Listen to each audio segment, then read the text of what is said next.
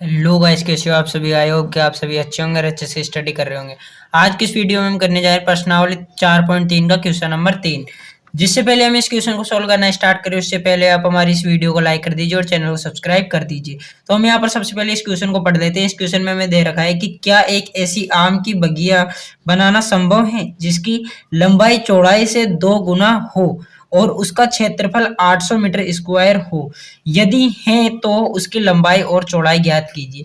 चूंकि हमें यहाँ पर इस क्वेश्चन में इसकी लंबाई और चौड़ाई ज्ञात करने के लिए दे रखा है, तो यानी कि यह एक ऐसी बगिया बनाना संभव हो सकता है। इसके 90% हमारे पास चांस होते हैं। तो सबसे पहले हमें जो क्वेश्चन में दे रखा है वो हम लिख लेते हैं।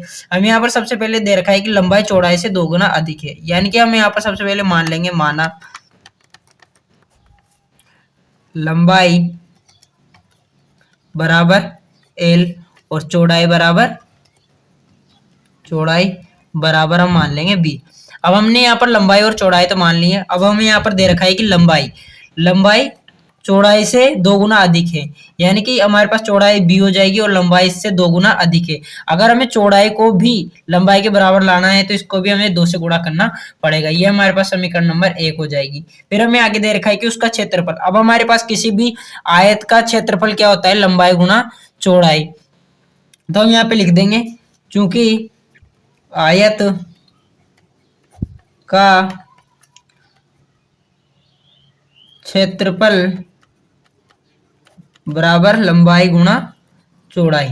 अब यहाँ पर हम इसका मान रख देंगे, लंबाई इंटू चौड़ाई को हमने भी माना है, तो बराबर हमारे पास इसका मान है 800 मीटर स्क्वायर।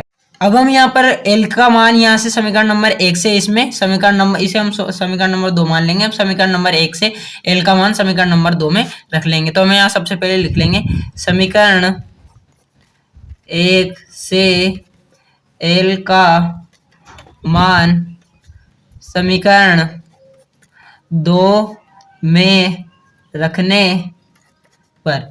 अब हमें एल का मान यहाँ पर दे रखा है 2b इंटू यहाँ पर समीकरण नंबर 2 में b हो रहा है बराबर यहाँ पर 800 मीटर स्क्वायर आ रहा है। जब हम 2b को b से मल्टीप्लाई करेंगे तो इसका मान हमारे पास आ जाएगा 2b स्क्वायर बराबर 800। यहाँ पर 2 इंटू में आ रहा है तो इधर जाके भाग में जाएगा तो हमारे पास b स्क्वायर बराबर 400 आ जाएगा, क्योंकि 2 इधर की साइड भाग में जाएगा तो यहाँ पर ये 400 हो जाएगा। अब ये स्क्वायर उधर जाएगा तो ये अंडररूट हो जाएगा, b बराबर अंडररूट 400। चूंकि अंडररूट 400 का मान हमारे पास होता है 20, तो हमारे पास यहाँ पर आ जाएगा b बराबर 20 मीटर। अब हमने यहाँ पर इसकी चौड़ाई का मान तो निकाल लिया है। अब हम इसकी चौड़ाई का मान समीकरण नंबर 1 में रख के देखते हैं, जिससे हमें यहाँ पर एल का मान भी प्राप्त हो जाएगा। तो हम यहाँ पे से लिख देंगे, b का मान समीकरण 1 में रखने पर। अब हमारे पास समीकरण नंबर 1 है L बराबर 2b, तो हम यहाँ लिख लेंगे L बराबर 2b का मान हमारे पास यहाँ पर 20 दे रखा है तो 20 लिख लेंगे। L बराबर हमारे पास हो जाएगा 40 मीटर।